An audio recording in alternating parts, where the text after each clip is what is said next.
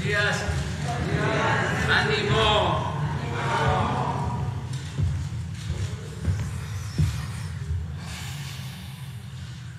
Bueno, pues vamos a iniciar esta conferencia que es la última de este año, que mañana es sábado, domingo 1 nos vamos a volver a encontrar el lunes 2, y en esta ocasión pues contamos con la presencia de la jefa de gobierno, Claudia Sheinbaum. Nos da mucho gusto que estén aquí con nosotros. Lo mismo el gobernador constitucional del Estado de México, Alfredo del Mazo, y nos acompaña también Jorge Nuño, secretario de Infraestructura, Comunicaciones y Transportes, porque vamos a exponer lo relacionado con el avance en el tren Toluca, Ciudad de México. Es una obra que se inició en el sexenio anterior, hicimos el compromiso de terminarla. Es una construcción compleja, pero se ha ido avanzando y queremos que se sepa cuál es el avance, cómo vamos y cuándo, que es lo más importante, vamos a inaugurar este tren. Les adelanto que queremos que inicie la operación de este tren México-Toluca en diciembre del año próximo. Es decir, en un año vamos a estar subiéndonos a ese tren, el de Toluca, Ciudad de México. Entonces, nos da pues mucho gusto que estén aquí los tres, sobre todo las dos principales autoridades, la del Estado de México y la de la Ciudad de México. Nos da mucho gusto terminar así este año, y el secretario de Comunicaciones y Transporte. También yo quiero pasarles al final unas gráficas de cómo concluimos en lo económico y en materia de seguridad, cómo terminamos el año, cómo vamos, ¿sí?, en el país, para hacer pues una evaluación. Entonces, ustedes tienen la palabra, nosotros adelante. Los tres van a intervenir. Gracias, presidente. Gracias, buenos días, presidente. Buenos días a todos. Bien, en esta ocasión vamos a presentar los avances que tenemos del tren interurbano México-Toluca, que como ustedes saben es un proyecto que estaba pendiente de concluirse, y que con decisión de esta administración hemos planeado concluirlo hacia finales de este año. El tren interurbano México-Toluca cuenta con 84 kilómetros de longitud y fue dividido en 5 tramos o paquetes para su ejecución. Desde su inicio, la construcción de la obra está a cargo del gobierno de México, y para su ejecución se dividió de la siguiente manera. Los tramos 2, 4 y 5 o paquetes están a cargo de la Secretaría de Infraestructura, Comunicaciones y Transportes, y el tramo 3, que corresponde al tramo de la Ciudad de México, está en construcción por parte del gobierno de la Ciudad de México. El financiamiento de la obra fue de 100% federal. En la siguiente lámina, la obra civil de los tramos 1, 2 y 5 ya está concluida a la fecha, con lo que ya se tienen 41 de los 58 kilómetros del proyecto. Por otra parte, correspondiente al tramo 4, la doble vía y las catenarias de los 41 kilómetros están también terminadas. Las obras electromecánicas se tienen al 100% de avance en el tramo 1, que va de Sinacantepec a Lerma, de 36 kilómetros y 80% del bitúnel de 5 kilómetros. La primera subestación de tracción está concluida y ya operando normalmente, y la segunda subestación, que es de respaldo, se encuentra al 90% de avance. Por lo que respecta al material rodante, se cuenta ya con la totalidad de los 30 trenes eléctricos, mismos que están en proceso de acondicionamiento para iniciar con pruebas en el segundo trimestre del 2023. El centro de control, que es el corazón del proyecto, también está terminado y equipado y listo para entrar en operación una vez que ya se concluyan las pruebas que están especificadas para ello. En la siguiente lámina están las pruebas preoperativas de los tramos 1 y 5, que el 1 es de Sinacantepec a Lerma y el 5 es el Talleres y Cocheras. Se encuentran ya en su primera fase, dentro de las cuales se ha concluido con los protocolos de pruebas de la subestación de tracción, la energización de la catenaria, el funcionamiento de los aparatos de vía y la operación de los dispositivos de señalización de los talleres y naves de depósito. Asimismo, se encuentra en proceso de aplicación los protocolos de funcionamiento individual e integrado de aparatos de vía, de operación, los dispositivos de señalización, el funcionamiento de las antenas Wi-Fi y la continuidad de los cableados de telecomunicaciones en los 19 kilómetros del tramo de Sinacantepec a Lerma. Se realizan también los últimos trabajos sobre las vías para la liberación de esfuerzos internos de los rieles y la instalación de juntas de dilatación y el ajuste final. En la siguiente lámina se muestra un esquema en el que dentro del tramo 3 la Secretaría de Infraestructura tiene a su cargo 3 obras importantes, que es el viaducto atirantado, que es un viaducto el doble voladizo, y la estación Vasco de Quiroga. La longitud de estas obras es de poco más de 1 kilómetro y tiene un costo de 1.966 millones de pesos y estarán concluidas hacia el segundo semestre del próximo año. Ahora entraré en los detalles de cada una de estas 3 obras. El primero es el viaducto atirantado, que se construye para garantizar la continuidad del abastecimiento de agua potable en el manantial de Santa Fe para cerca de 40,000 habitantes de la Ciudad de México. Es una estructura de concreto con 6 apoyos, un claro principal de 200 metros, siendo una solución de alta complejidad para un tren por estar en curva. Para su cimentación se han colado 112 pilotes de 32 metros de profundidad. Para darse una idea, 32 metros de profundidad es como hacer un edificio de 10 pisos. Contará con 2 torres principales de 65 y 75 metros de altura y requerirá 30,000 metros cúbicos de concreto y 6,400 toneladas de diferentes tipos de acero. Un modelo de esta estructura está siendo sometido a pruebas en el túnel de viento del Instituto de Ingeniería de la UNAM para revisar el efecto de las corrientes de viento sobre la misma para asegurar su estabilidad y seguridad durante la operación. Esta obra tiene 519 metros de longitud total y tendrá un costo de 1.148 millones de pesos. Actualmente tiene un avance de 26% y estará terminada para finales de julio de 2023. La siguiente obra es la construcción del viaducto en doble voladizo, que son 192 metros de longitud, 31 metros de altura, que es una estructura de concreto con un claro principal de 85 metros. Para su cimentación se colaron 17 pilotes de 40 metros de profundidad y contará con 2 apoyos principales y una junta de largo recorrido para el control de movimientos de la estructura en caso de sismo. Este viaducto requiere 5,700 metros cúbicos de concreto, 1.300 toneladas de acero de refuerzo, y esta estructura tendrá un costo de 274 millones de pesos y un avance de 42%. Estará terminada en el mes de marzo de 2023. Finalmente, la Secretaría construye la estación Vasco de Quiroga. Esta estación, aunque no estaba considerada en el proyecto original, fue agregada para atender a los vecinos del pueblo de Santa Fe, a los estudiantes de la Universidad de la Salud y a los visitantes de la nueva sección del Bosque de Chapultepec.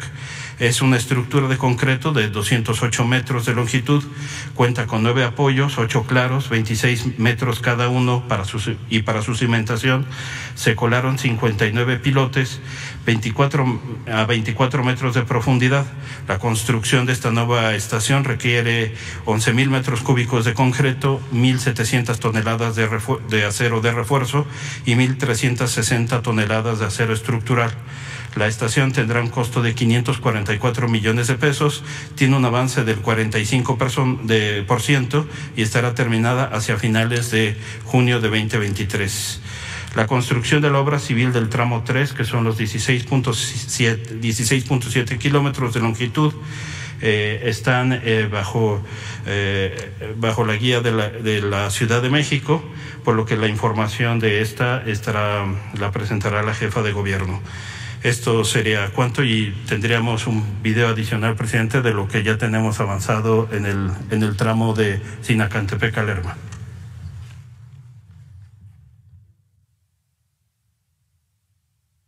Construcción del tren interurbano México-Toluca. Talleres y cocheras. En los talleres y cocheras la obra civil se encuentra al 100%. El centro de control se encuentra terminado y en fase de pruebas, así como las cabinas del torno rodero, pintura y lavado de trenes. Tramo 1. Las 4 estaciones que se encuentran en el Valle de Toluca están terminadas. En este tramo, en el municipio de Lerma, se construyó una estructura metálica en forma de arco de 100 metros de largo y 800 toneladas de peso para librar el cruce con la vía férrea México-Lázaro Cárdenas. Viaductos. En el primer tramo de 36 kilómetros está construido sobre viaducto elevado en un 86% y 5 kilómetros en terracerías. El viaducto 4 fue construido con sistema de autosimbra. Es el de mayor altura de todo el proyecto y tiene una longitud de 1.6 kilómetros. Bitúnel. Bajo la Sierra de las Cruces se construyeron 2 túneles de 4.7 kilómetros de 7.5 metros de diámetro interior. Cuenta con la obra civil, vía y catenaria terminados y se encuentra en proceso de equipamiento en las galerías técnicas y el sistema de ventilación. Tramo 3 SICT. En el viaducto atirantado se erigirán 6 apoyos con 2 torres principales de 65 y 75 metros de altura. Se han construido 214 pilas, 4 zapatas y se continúa el avance con los trepados de columnas. En el viaducto doble voladizo se instalan los carros de avance con los que se construirán las dovelas. En la estación Vasco de Quiroga se concluyeron los 8 tableros que componen la estructura principal. Se trabaja en el armado de la columna del siguiente apoyo para la conexión con las obras de la Ciudad de México. El gobierno de la Ciudad de México trabaja en el tramo 3 de 16.7 kilómetros para completar el trayecto del tren interurbano México-Toluca. Secretaría de Infraestructura, Comunicaciones y Transportes.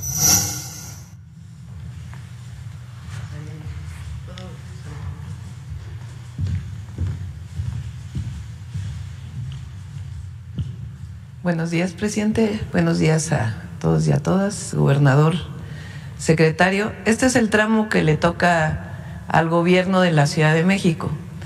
Presento esta primera lámina porque cuando llegamos al gobierno, esta parte de la obra estaba encargada a una empresa. Sin embargo, por diversas razones, esta empresa se fue retrasando en la construcción hasta que finalmente se llegó a un acuerdo con la empresa de una terminación anticipada de su contrato. Y entonces hoy son 11 empresas que están trabajando al mismo tiempo en 25 frentes de obra, que son estas empresas y su programa. ¿Sí me ayudan con la siguiente? Lo dividimos por las características de la construcción. Hay una parte que son estructuras metálicas. La estación Santa Fe, que está cerca del Centro Comercial Santa Fe, que ya va bastante avanzada. Un viaducto mixto 3 que se llama, los viaductos se llaman viaducto mixto porque una parte es de concreto y otra parte es de acero, y 2 celosías metálicas que tienen un avance ya importante. Esta parte de la obra, la terminación es en marzo del 2023 y se está realizando en este momento el montaje y la terminación de esta parte de la obra. Adelante. La otra parte son 2 dobles voladizos. Se le llama doble voladizo porque está la columna y se fabrica al mismo tiempo de un lado de la columna y del otro con unos carritos que van permitiendo el colado en sitio.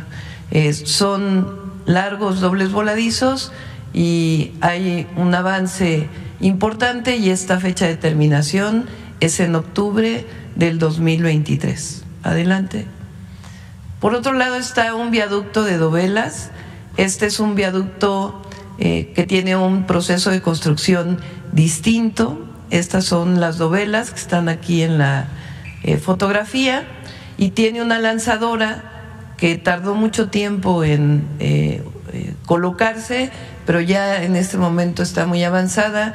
Comienzan ya en febrero del próximo año a colocarse estas dovelas y ya también pues tiene un avance del 56%. Adelante.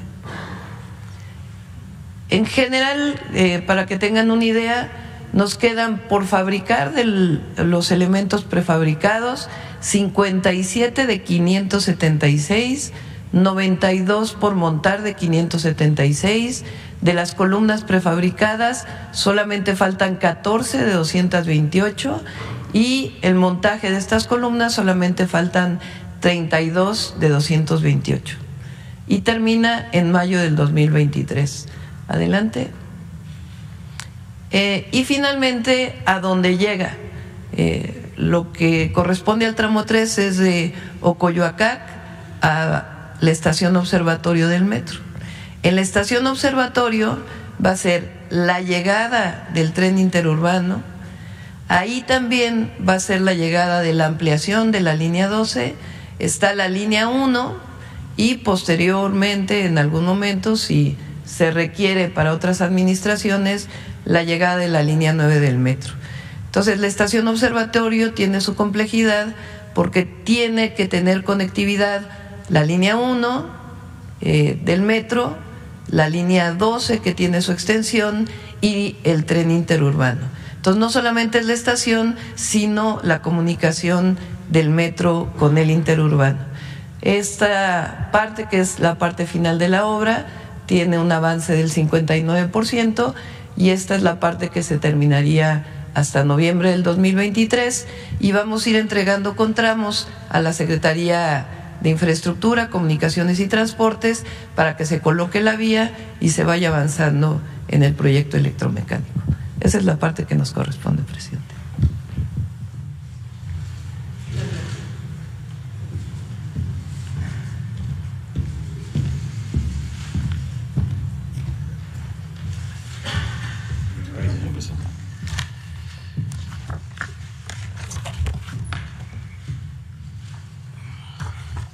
Muy buenos días.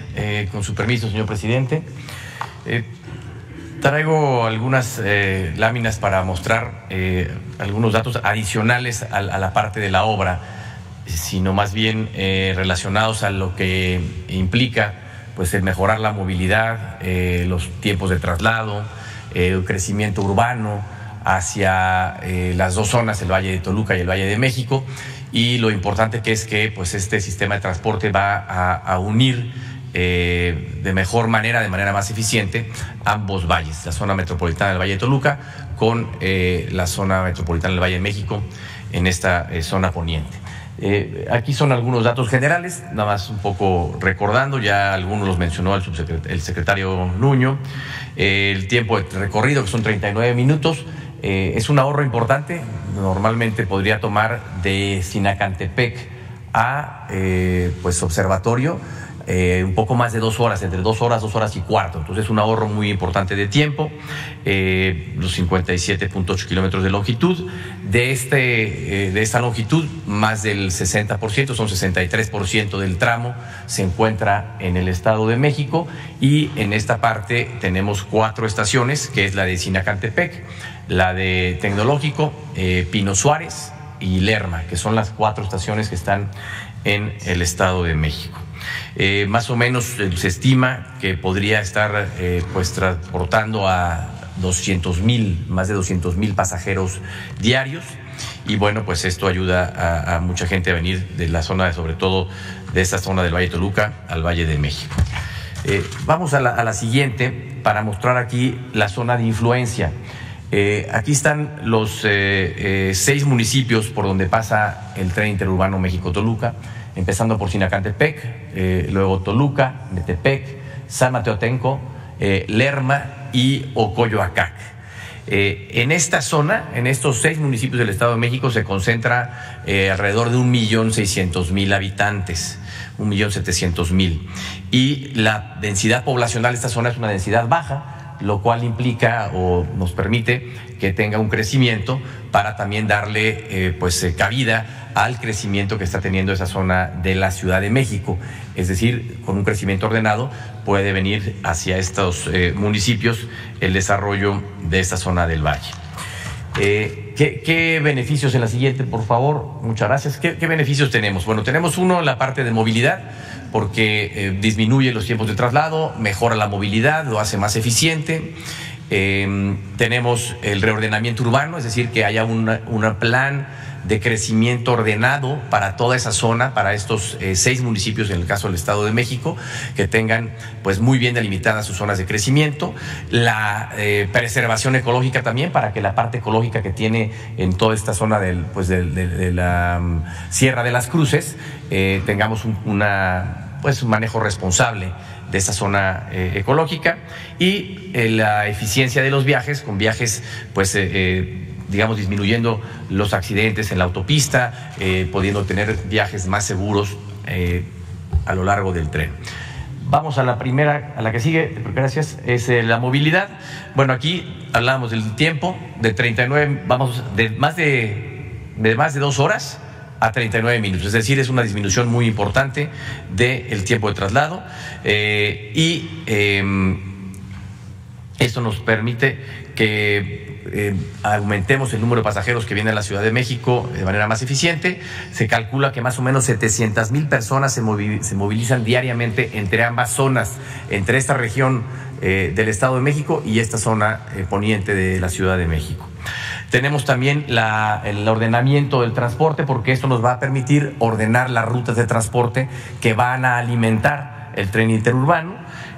Son 12 nuevos corredores para alimentar el tren interurbano. Luego pasamos a la siguiente, que es el ordenamiento urbano, en donde a través de un plan se da el ordenamiento de esta zona para la densificación con ocupación de predios vacantes, el reciclamiento para la transformación del uso del suelo para un mejor aprovechamiento, la consolidación de espacios urbanos adecuados, fortaleciendo espacios públicos y equipamiento, mejoramiento en zonas deterioradas y conservación, como mencionábamos, en zonas de alto valor ambiental y en zonas de inundación. Ahí vemos cómo tenemos la capacidad para prácticamente duplicar la densidad urbana. Tenemos un crecimiento ordenado de viviendas y, por supuesto, la generación de empleo. En la siguiente hablamos de la parte de preservación ecológica. El tren interurbano permitirá la disminución de emisiones contaminantes por parte de vehículos, y también se favorece la preservación de la Sierra de las Cruces. Se calcula que este transporte pueda sustituir cerca de 25,000 viajes de vehículo diariamente, y lo que eso pues disminuye en cuanto a contaminación y en cuanto a congestionamiento también vehicular por el tránsito en la autopista y en la carretera México-Toluca. Y en la parte de seguridad, por supuesto, pues el transporte masivo puede siempre ser un transporte más seguro. El transporte masivo nos permite tener recorridos más largos, un menor número de estaciones, es un transporte eficiente, amigable con el medio ambiente, y por otro lado disminuye también el número de vehículos que están en ambas autopistas, lo cual disminuye también el número de accidentes viales. En la parte de la obra, como ya se mencionó acá, prácticamente la obra que está llevándose a cabo en el territorio del Estado de México está prácticamente concluida, y pues con el ánimo de que este proyecto pueda estar, como lo mencionaba el señor presidente, en operación para finales del año que entra. Yo resaltaría 2 temas muy importantes. Uno es que acerca a los 2 valles, la zona de Toluca, el Valle de Toluca con el Valle de México, disminuye los tiempos de traslado, y además que nos permite un crecimiento urbano muy ordenado en ambas zonas, sobre todo en lo que es pues la zona del Estado de México. Para este crecimiento que tiene la ciudad, lo hacemos de manera ordenada a lo largo de este corredor y de los 6 municipios que abarca el Estado de México. ¿Sería cuánto? Gracias, señor presidente.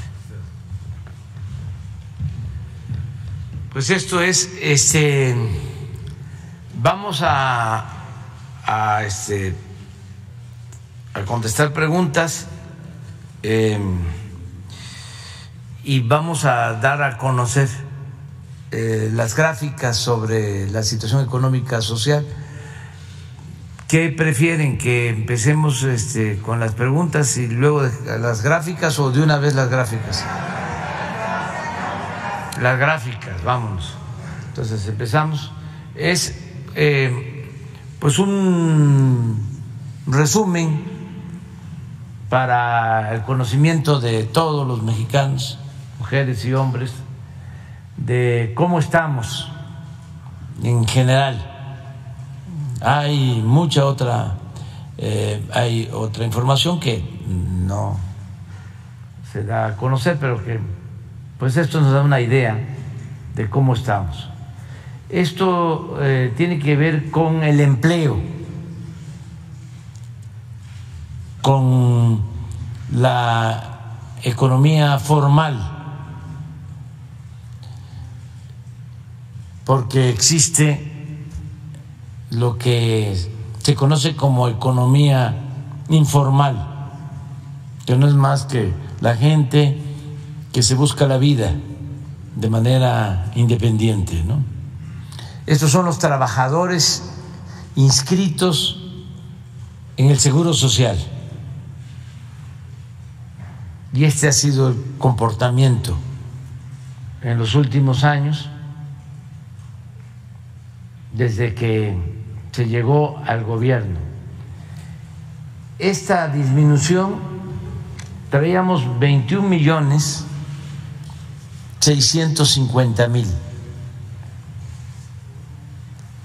Esta disminución a 21.462.000 es porque en este mes de diciembre todavía hay despidos de trabajadores que se contratan de manera eventual para que no les consideren sus prestaciones, su antigüedad. Se hizo una reforma para terminar con el outsourcing, la subcontratación, se avanzó mucho. Ahora es menos esta disminución de diciembre, sin embargo, son 300.000.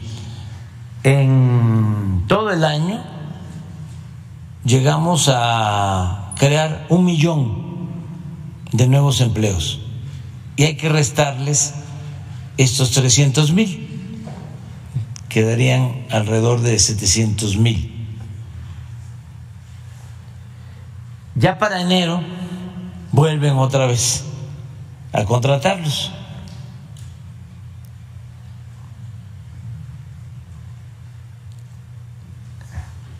De todas maneras, es el mayor número de empleos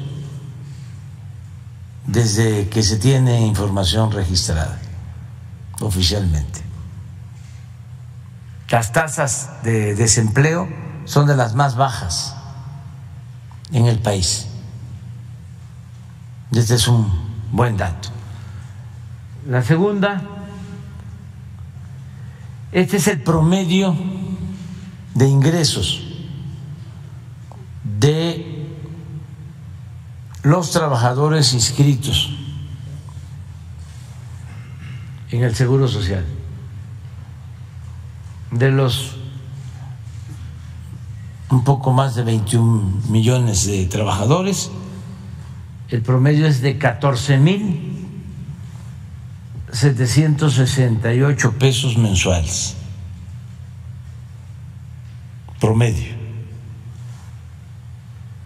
También lo más alto que ha habido.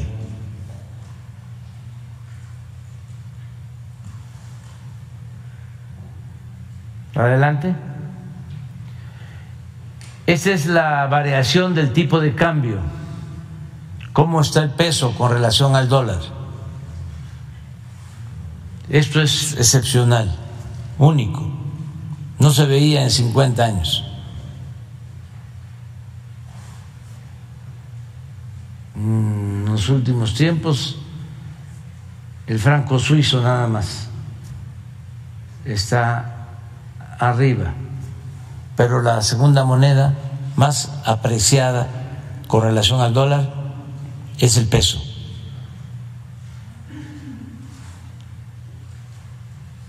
Y para tener una idea del comportamiento en sexenios anteriores, esa es la devaluación en el caso del presidente Miguel de la Madrid, del finado presidente Miguel de la Madrid, pues son como 1.600%. Fue una gran devaluación.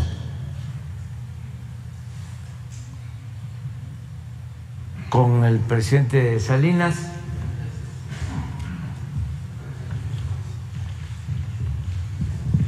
$35.6, con el presidente Ernesto Zedillo 185% de devaluación, con Vicente Fox 19.3 de devaluación, con Felipe Calderón 12.8 de devaluación, con el licenciado Peña Nieto 60% de devaluación, y nosotros tenemos una apreciación. No se ha devaluado el peso, al contrario, se ha fortalecido en 4.6%. Seguimos. Esto es muy importante. Esto nos ha ayudado muchísimo, y sobre todo en los momentos más difíciles de la pandemia. Nuestros paisanos, las remesas, cómo han venido creciendo. En el 21, 51.586 millones de dólares, 53.125 millones de dólares en el 22, y la proyección que tenemos, 53.125 con nuestra proyección hasta noviembre, pero pensamos que vamos a estar muy cerca de los 60.000 millones de dólares. Esta es la principal fuente de ingresos que tiene nuestro país, y esto llega a 10 millones de familias mexicanas, y es en todo el territorio, hasta en las comunidades más apartadas. Es un promedio como de 7,000 pesos, 7,000 pesos por familia mensual.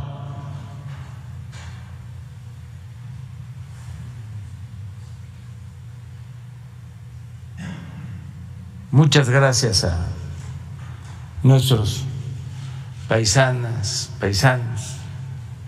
por este gran apoyo, porque con estos apoyos que van abajo y con los programas de bienestar, que también significan inyectar recursos para mejorar a la gente pobre, pudimos evitar el que la gente no tuviese para lo básico durante la pandemia, y pudimos evitar muchísimas cosas. Esto nos dio tranquilidad, estabilidad.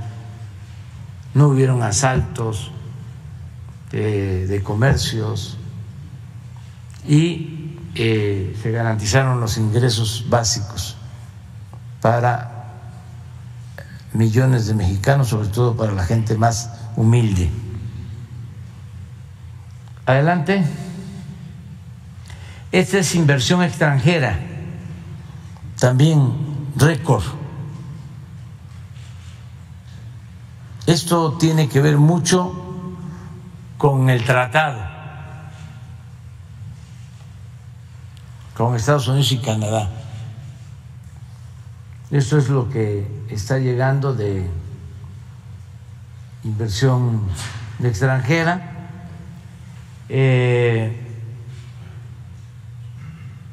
Y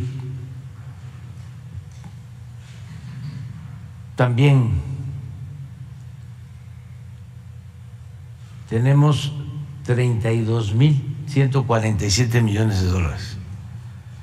Aquí es muy importante también que se sepa que en los últimos meses ya desplazamos a nuestros amigos, vecinos, socios de Canadá, y ya México es el principal socio comercial en el mundo de Estados Unidos.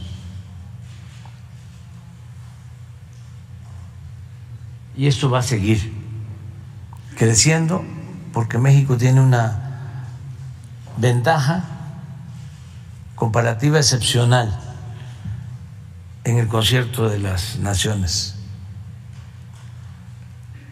Hay estabilidad política, trabajadores de los mejores del mundo,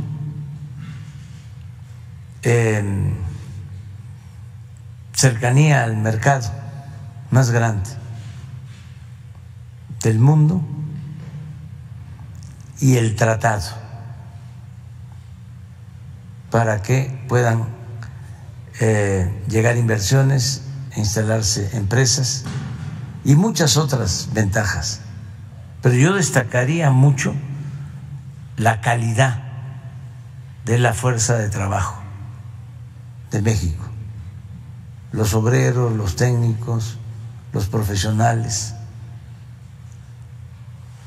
Entonces, esto va a seguir creciendo. Tanto esta inversión extranjera como la inversión pública, que también no traemos la información, pero es de las mayores de los últimos años. La inversión pública, nunca en los últimos tiempos se había invertido tanto en grandes obras de infraestructura, llámese aeropuertos, trenes, carreteras, distritos de riego, presas. Entonces, todo eso significa empleos, significa crecimiento económico. Adelante. Esta es la forma como hemos venido creciendo. Nos caímos por la pandemia, nos levantamos relativamente pronto y nos hemos ido recuperando. Ya tenemos más crecimiento que antes que la pandemia. Mi pronóstico es de que podamos crecer a una tasa promedio anual de cuando menos 3 puntos, 3% en lo que queda. Este año, el siguiente y el 24, lo cual nos va a permitir recuperarnos de la caída que tuvimos con la pandemia y no vamos a traer cero crecimiento en el sexenio, vamos a tener crecimiento, aunque sea de un poco más del 1% anual durante nuestro gobierno. Esto no es poca cosa para esa caída de 17.8% que no se veía desde 1933. Esto es lo que nos produjo la pandemia. Entonces, ahí vamos. Tenemos una ventaja adicional, que esto tiene que ver con lo cuantitativo, crecimiento. Y nosotros estamos poniendo el énfasis en el desarrollo, que tiene que ver con la distribución del ingreso. Entonces, puede ser poco crecimiento, pero con una mejor distribución del ingreso, de la riqueza. Y esto significa mejorar las condiciones de vida de los de abajo, como va a quedar demostrado de que la gente con menos ingresos se beneficia más, porque todo el presupuesto, la mayor parte del presupuesto, está siendo orientada a atender las necesidades de la gente más pobre del país. Son grandes obras de infraestructura para el empleo y programas de bienestar para los pobres. Es una estrategia completamente nueva, distinta. Adelante. Esto es el crecimiento. Estamos hablando de un trimestre, pero en economía comparada, esto es China, 3.9. Estamos en un mundo raro, porque para que China tenga 3.9, que sus crecimientos eran del 10, estamos enfrentando una crisis mundial en lo económico. Primero la pandemia, luego los efectos de la guerra. Esta es Colombia, que nos da mucho gusto, que se está recuperando, y aquí estamos nosotros, tercer lugar. Este es Canadá, Estados Unidos, Italia, Portugal, este es Brasil, Portugal, Corea del Sur, Alemania, España, Bélgica, Francia, y ya con decrecimiento Austria, Turquía, Reino Unido, Países Bajos, Japón.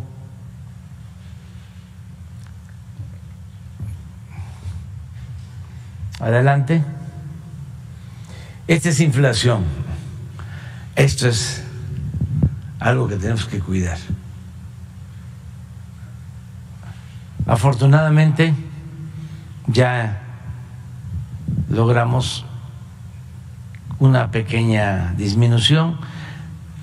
Fue clave tomar la decisión de mantener un subsidio a las gasolinas y al diésel, porque aumentó el precio del petróleo crudo a $100 barril. Teníamos un estimado de $60. Entonces ese excedente decidimos utilizarlo, una parte, para destinar $15,000 millones a subsidiar el precio de la gasolina y el diésel. De todas maneras, en el balance, Pemex ganó, aún con ese subsidio. Y eso nos permitió, porque todo el mundo lo sabe, no hace falta ser economista, todo el mundo sabe que si aumenta el precio de las gasolinas, se va todo para arriba. y además se presta a que se genere un ambiente de desconfianza, de desorden. Se utiliza como pretexto que hay inflación y entonces empieza una espiral de aumentos de precios incontrolable. Entonces, nos ayudó mucho ese subsidio. Si no hubiésemos tomado esa decisión heterodoxa, que no tiene que ver con las fórmulas neoliberales, ortodoxas, esto fue único de los pocos países del mundo. Luego sí nos siguieron otros que tuvieron que aceptar de que no podía aumentar la gasolina tanto. El caso de nuestros amigos, vecinos de Estados Unidos, que la gasolina se incrementó mucho, llegó a costar más que en México. Venían a cargar a la frontera gasolina porque era más barata nuestra gasolina. Ahora estamos iguales. Al principio no querían subsidiar, pero terminaron estableciendo un subsidio, y eso ayudó mucho en Estados Unidos. Y también en Europa se hizo lo mismo. Adelante. Esta es la inflación en el mundo. Chile trae una inflación de 13.3, Colombia 12.5, Reino Unido 10.7, Alemania 10, nosotros 7.8, Estados Unidos 7.1, España 6.8 y Brasil 5.9. Así estamos. Esto es lo que tenemos que estar cuidando. No sé si viene otra lámina. Esa es nuestra composición. Cuando hablaba yo del subsidio de las gasolinas, es esto. Sector energético nos significa a nosotros solo el 0.2, a Estados Unidos el 1. Estados Unidos, antes de que tomaran la decisión del subsidio, le significaba como 3. Nosotros, donde tenemos dificultad, eso es los alimentos, aunque aquí hemos ido bajando, porque también de manera heterodoxa hemos llevado a cabo varias acciones. En lo ortodoxo, cuando hay inflación, lo que hacen los tecnócratas, con todo respeto, es aumentar las tasas de interés, parar la economía. Es como si un carro se calienta y para que no se caliente, que eso es la inflación, se apaga, se para. Entonces ya no hay inflación, pero no hay crecimiento. Ya el carro no camina. Aquí, como se dice coloquialmente, el chiste es que el carro camine sin calentarse, sin que haya inflación. Entonces, los bancos centrales lo que hacen es aumentar la tasa, como se ha hecho aquí, en Estados Unidos y en Europa y en todos lados. Pero solo eso. Nosotros ya tenemos un plan antiinflacionario que concertamos, que convenimos con industriales, con comerciantes. Definimos una canasta básica de 24 productos, sin imponer nada. Se llegó al acuerdo con industriales, con distribuidores, con comerciantes, de que esa canasta iba a costar 1,039 pesos y hemos logrado que se mantenga esa canasta, incluso que esté bajando. Además de eso, estamos impulsando la producción de alimentos, de básicos. Por eso se tomó la decisión de que ya el año próximo se entregan de manera gratuita todos los fertilizantes a los pequeños productores. Vamos a entregar fertilizantes gratuitos a 2 millones de productores para la siembra fundamentalmente de maíz, de frijol, de arroz, de cultivos básicos. Entonces, además de esto, también se establecieron convenios para abrir la economía, quitar aranceles y poder traer alimentos más baratos de otras partes del país, digo, del mundo al país. Entonces, esto lo estamos trabajando, pero es el tema fundamental. Luego, pues los salarios. Nos sentimos muy orgullosos de que en 40 años no había sucedido esto. Lo que está pasando, este incremento en el salario mínimo.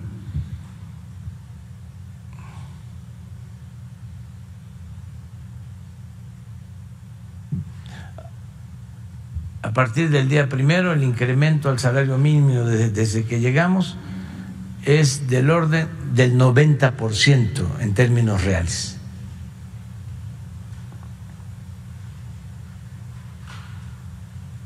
Adelante. Esto es lo mejor para medir el salario, porque aquí va a incluir inflación. Cuando llegamos, un salario mínimo alcanzaba para 3 kilos 100 gramos de frijol. Y ahora, ya con el nuevo salario, para 5 kilos 200 gramos. Esto ya contempla inflación.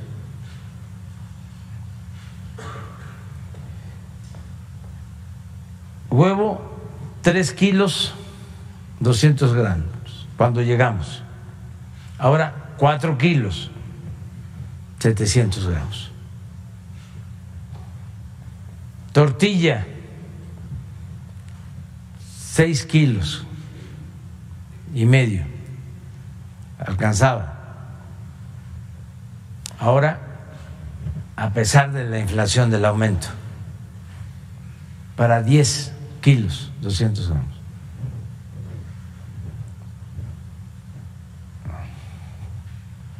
Adelante.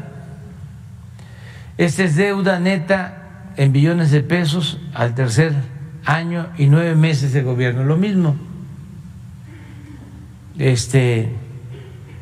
menos deuda que el gobierno de Fox, que el gobierno de Calderón y que el gobierno del licenciado Peña Nieto.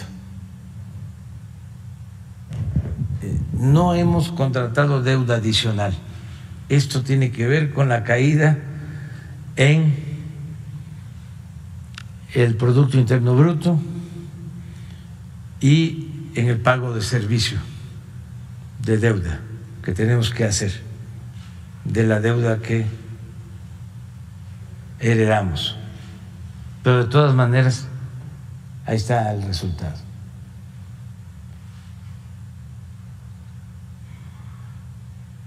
En el comportamiento de la bolsa, esto tiene que ver con la economía en general y sobre todo con el mundo financiero.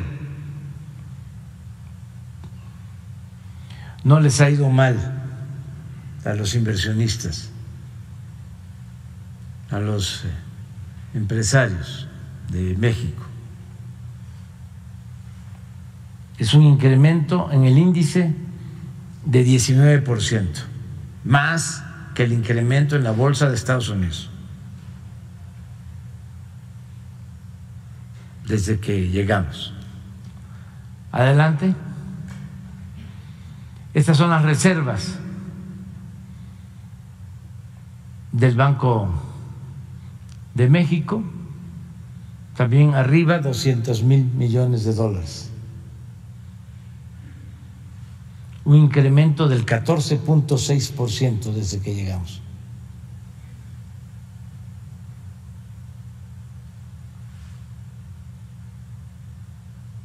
Adelante. Estos son los precios del petróleo crudo.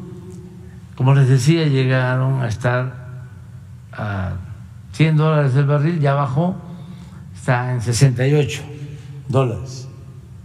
la mezcla mexicana de petróleo crudo. Adelante. Eso es muy importante. Este es el precio de la gasolina magna en el tiempo que llevamos.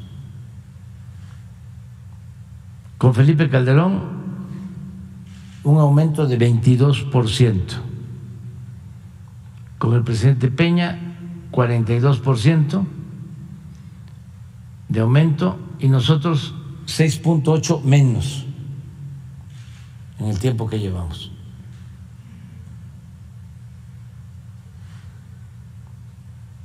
La Premium, lo mismo, con Felipe Calderón 5.7, 46% con el licenciado Peña y menos 4.5 con nosotros. O sea, que hemos cumplido el compromiso que hicimos de que no iba a aumentar en términos reales el precio de los combustibles. Y este es diésel, un incremento de 49.9 con Felipe Calderón, con el presidente Peña 48.6 y nosotros una disminución de 6.2%.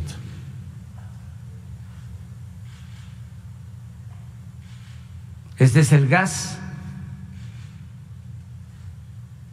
LP por cilindro,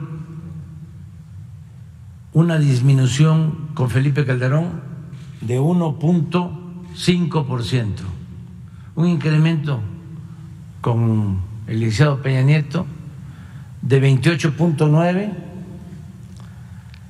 y una disminución con nosotros de 10.2%.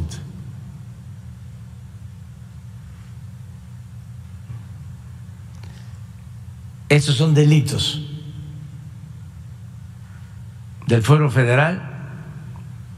Desde que llegamos, una disminución de 30.1%. Delitos del Fuero Federal.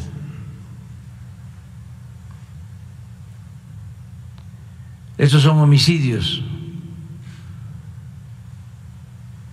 En el tiempo que llevamos, comparado con los tiempos de los anteriores gobiernos, con Felipe, con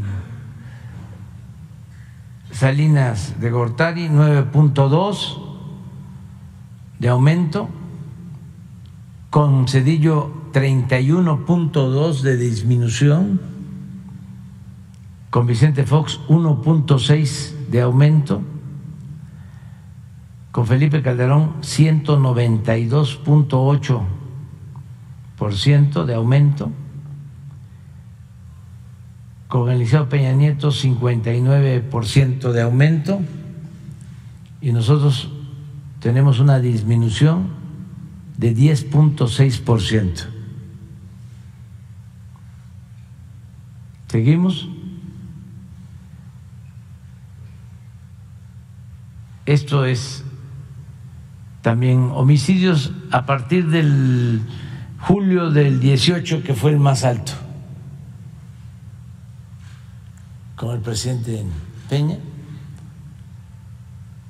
a noviembre del 22, ahí sí el porcentaje es mayor. Pero lo importante, y lo explicaba yo ayer antier, es que iba hacia arriba, se contuvo y ya vamos hacia abajo. Secuestro, es notorio la disminución, aunque se trata de cifra negra, o sea que aquí sí hay cifra negra, no es el caso de los homicidios. Aquí sí, no todos los secuestros se denuncian, pero de todas maneras de los denunciados, casi 70% menos. Adelante. El robo en general, 20% menos. Robo de vehículo, este sí se denuncia, aquí no hay cifra negra, 40.5 menos. Adelante. Bueno, vámonos aquí.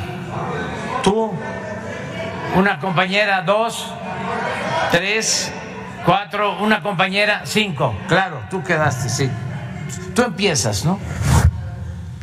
Sí, y luego tú.